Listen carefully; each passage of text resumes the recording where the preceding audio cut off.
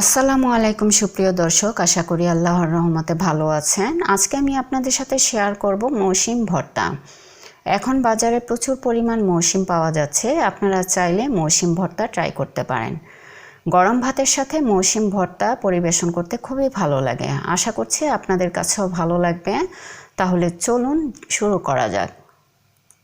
মৌসিম ভর্তার জন্য আমি কিছু মৌসিম নিয়েছি। প্রথমে একটি ছুরির সাহায্যে দুই পাশের আঁশ ছাড়িয়ে নিচ্ছি। মৌসিম ভর্তা কয়েকভাবে তৈরি করে নেওয়া যায়, তবে আমি সচরাচর যেভাবে ভর্তা তৈরি করে থাকি সেই রেসিপিটি আজকে আমি আপনাদের সাথে শেয়ার করছি। মৌসিমগুলো যদি কচি হয় তাহলে ভিতরে আঁশ হয় না, আর যদি একটু পরিপক্ক হয় তাহলে ভিতরে মোটা একটি আঁশ হবে। যখন ভর্তা বানাবেন তখন সেই আঁশ ফেলে দিতে হবে। কড়াইয়ে দিয়ে দিচ্ছি 5টি শুকনা মরিচ, 4 কোয়া রসুন। মরিচ মুচমুচে করে ভেজে নিচ্ছি।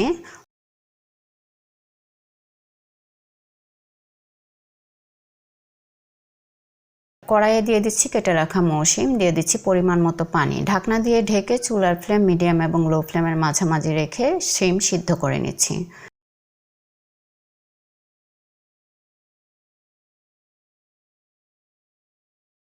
শিম সিদ্ধ হয়ে গিয়েছে, এখন নেড়ে এর মধ্যে যে পানি আছে পানি শুকিয়ে নিচ্ছি।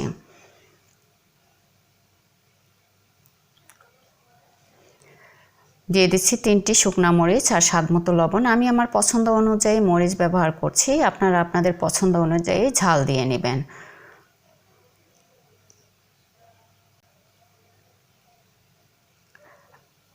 এই ভর্তা সাধারণত পাটাই ভালো হয়ে থাকে।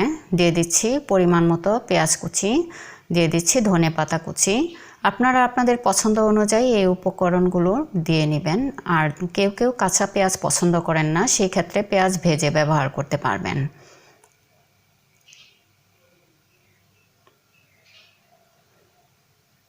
ব্লেন্ডারে ব্লেন্ড করতে গেলে পানি ব্যবহার করতে হবে, আর ভর্তায় পানি দিলে ভর্তাটা পানসে লাগবে, এই জন্যে চেষ্টা করবেন পাটায় বেটে নিতে।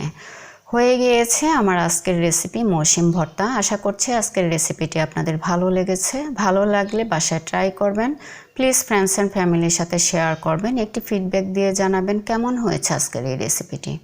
এতক্ষণ আমার পাশে থেকে পুরো রেসিপিটি দেখার জন্য অসংখ্য ধন্যবাদ। ভালো থাকবেন, দোয়া রইল। আসসালামু আলাইকুম।